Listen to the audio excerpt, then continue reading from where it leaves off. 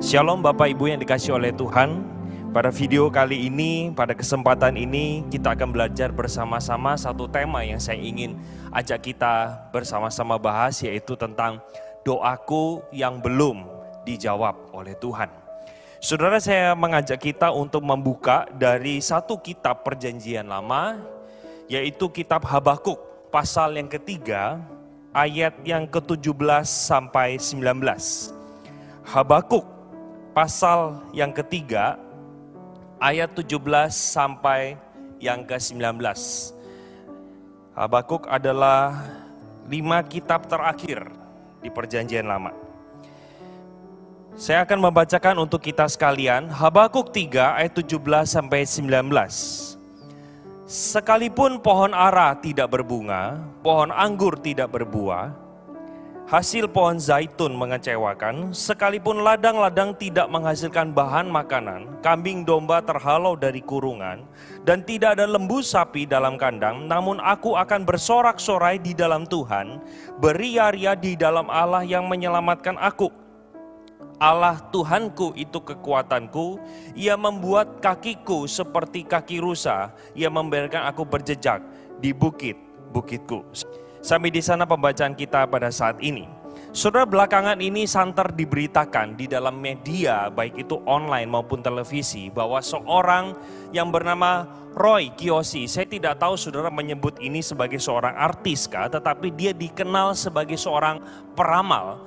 Dan di dalam salah satu unggahan videonya, saya tidak bisa menelusuri saudara kapan video itu dibuat, tetapi video itu menceritakan bahwa dia memberitakan sebuah ramalan bahwa di tahun 2020 akan ada begitu banyak artis yang akan terjerat karena kasus narkoba.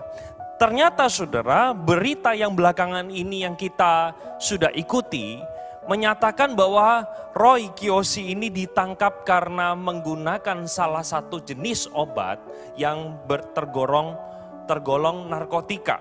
Dan dia di dalam artikel itu dikatakan bahwa dia mengalami tekanan, dia mengalami mungkin depresi sehingga menyebabkan dia sulit tidur. Penyebabnya salah satunya adalah pandemik corona ini.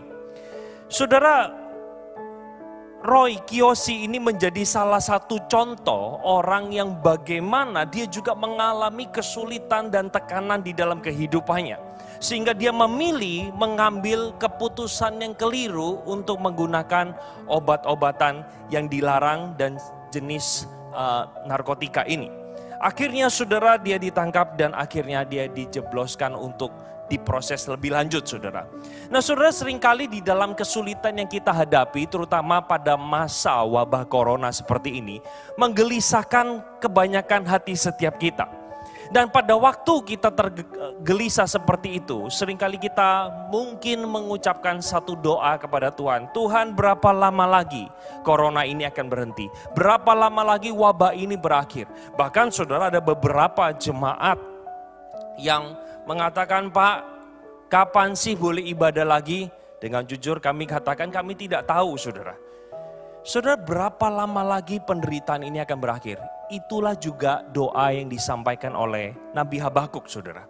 Kalau saudara membaca di dalam pasal yang pertama, saudara menemukan di dalam ayat yang kedua, langsung kitab ini dibuka dengan satu seruan. Berapa lama lagi Tuhan aku berteriak tetapi tidak engkau dengar. Aku berseru kepadamu penindasan, tetapi tidak engkau tolong. Engkau memperlihatkan kepadaku kejahatan sehingga aku memandang kelaliman, dan lain sebagainya. Saudara, Habakuk pada waktu menuliskan bagian ini, Israel berada dalam satu kondisi yang tidak menyenangkan. Sehingga itulah yang menjadi doa Habakuk kepada Tuhan. Berapa lama lagi? Kata berapa lama lagi itu menunjukkan bahwa betapa lamanya penderitaan yang dia alami dan dia tidak melihat satu titik terang di dalam kondisi yang dialami dia.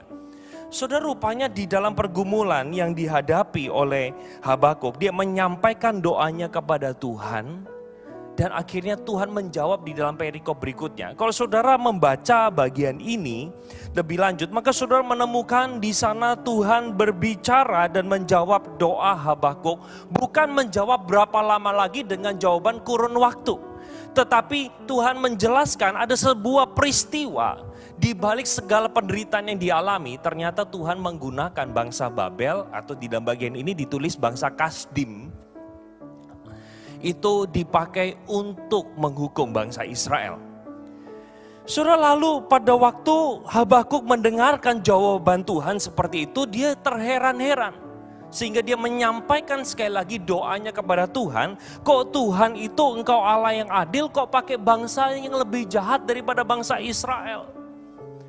Lalu saudara, kalau di dalam pasal 2 ayat yang kedua, saudara akan menemukan lagi Tuhan menjawab doa Habakuk dengan mengatakan bahwa kalau aku memakai bangsa Babel, bukan berarti mereka lepas dari penghakimanku dan hukumanku. Aku akan menghukum kedua belah pihak, baik itu orang Israel maupun orang Babel.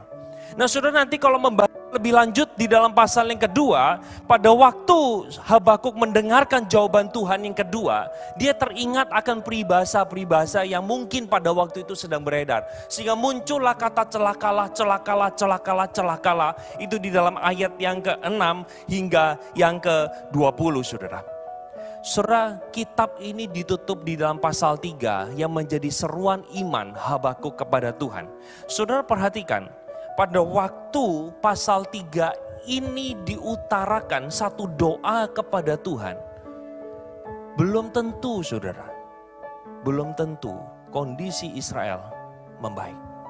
Tapi saya ajak kita bersama-sama memperhatikan ayat yang tadi kita sudah baca, ayat 17 sampai 19. Saudara, di sana dikatakan sekalipun pohon ara tidak berbunga, pohon anggur tidak berbuah, hasil pohon zaitun mengecewakan, ladang-ladang tidak menghasilkan bahan makanan, kambing domba terhalau dari kurungan, dan tidak ada lembu sapi dalam kandang. Saudara, apa sih makna dari ayat 17? Saudara jangan jujur katakan ini adalah puisi. Sehingga kita pada waktu mendekatinya tidak mendekati secara literal. Tetapi apa yang dikatakan di balik tulisan Habakuk ini? Saudara, Habakuk ingin mengatakan saudara, ketika pohon ara tidak berbunga, pohon anggur, lalu di sana ada ladang-ladang, kambing domba. Saudara, itu adalah sumber penghasilan. Itu adalah kehidupan orang-orang zaman itu saudara. Dan Habakuk mengatakan, sekalipun segala sumber pemasukanku kah, kebutuhan hidupku kah, Habakuk mengatakan kalau itu tidak mencukupinya, hasilnya mengecewakan. Ini yang menjadi responnya ayat 18. Namun aku akan bersorak-sorak di dalam Tuhan, beria-ria di dalam Allah yang menyelamatkan aku. Allah itu kekuatanku dan membuat kakiku kuat seperti kaki rusa. Saudara, inilah yang menjadi seruan iman Habakuk kepada Tuhan di tengah kondisi yang belum tentu membaik, di tengah kondisi doanya belum dijawab oleh Tuhan. Saudara, saya kira apa yang kita alami sekarang kurang lebih mungkin mirip sedikit dengan apa yang dialami oleh Habakuk. Kita juga berdoa di dalam doa-doa kita setiap hari, Tuhan berapa lama lagi penderitaan ini harus berakhir? Berapa lama lagi saya tidak bisa bekerja? Berapa lama lagi penghasilan ini akan bertahan? Saudara, saya rindu iman kita bukan ditentukan dari situasi di luar. Iman kita bukan ditentukan dari Tuhan jawab atau tidak doaku. Tapi iman kita dilandaskan kepada pribadi Tuhan yang hidup itu saudara. Saudara, kalau terkadang kita tidak bisa melihat tangan Tuhan bekerja dalam hidup kita. Terkadang jalan Tuhan itu tidak terlihat dengan jelas. Saudara, saya ingin katakan percayalah hati Tuhan. Karena Tuhan punya hati kepada setiap kita dan Dia menyatakan itu di dalam kisah salib saudara. Saudara, saya ajak kita di dalam akhir perenungan ini melihat bersama-sama apa yang menjadi kunci Habakuk bisa mengucapkan kalimat iman seperti ini. Bagaimana mungkin di tengah segala sumber penghasilanku, sumber makananku, tempat aku bersandar untuk kebutuhan jasmaniku ketika tidak terpenuhi, Habakuk bisa mengucapkan iman sebesar itu? Saudara, jawabannya tidak lain tidak bukan. segala doa Habakuk kepada Tuhan dilandaskan kepada sebuah pengenalan akan Tuhan.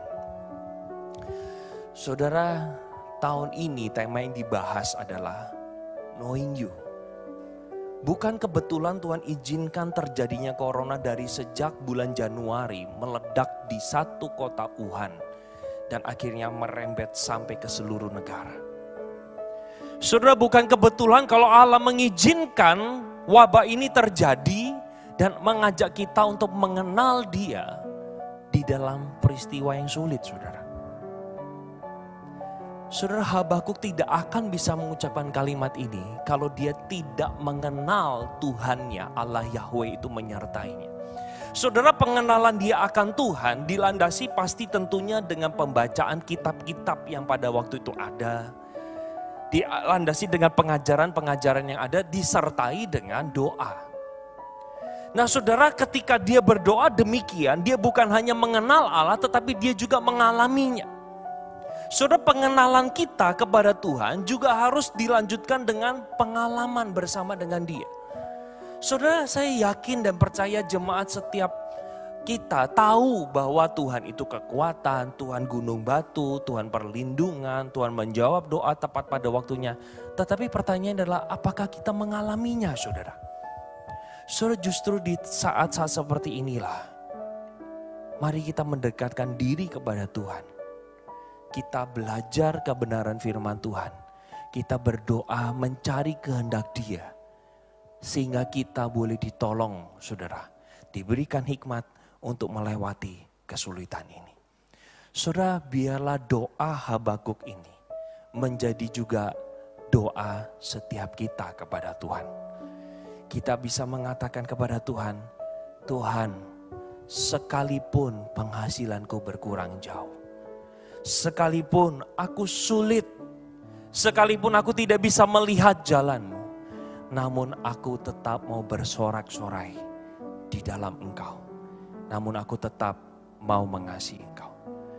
Saudara, mari ketika kita tidak bisa melihat situasi di sekeliling kita, kita tidak jelas arah kehidupan kita, percayalah kisah salib Yesus yang menunjukkan hati Allah kepada kita manusia berdosa.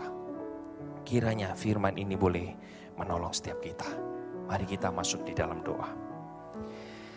Terima kasih Tuhan, Engkau mengingatkan kepada setiap kami ketika doa kami belum dijawab oleh Tuhan, bukan berarti Allah itu diam. Allah yang kami percaya, Allah yang kami sembah dan Allah yang kami kenal tidak pernah meninggalkan setiap kami. Tuhan, ajar kami untuk menunggu waktu-Mu. Ajar kami untuk tetap setia dan bahkan ajar kami untuk memiliki iman seperti Habakuk miliki. Terima kasih Tuhan. Kuatkan dan teguhkanlah hati setiap jemaat-Mu supaya tetap boleh teguh di dalam Tuhan. Hanya di dalam nama Tuhan Yesus kami berdoa.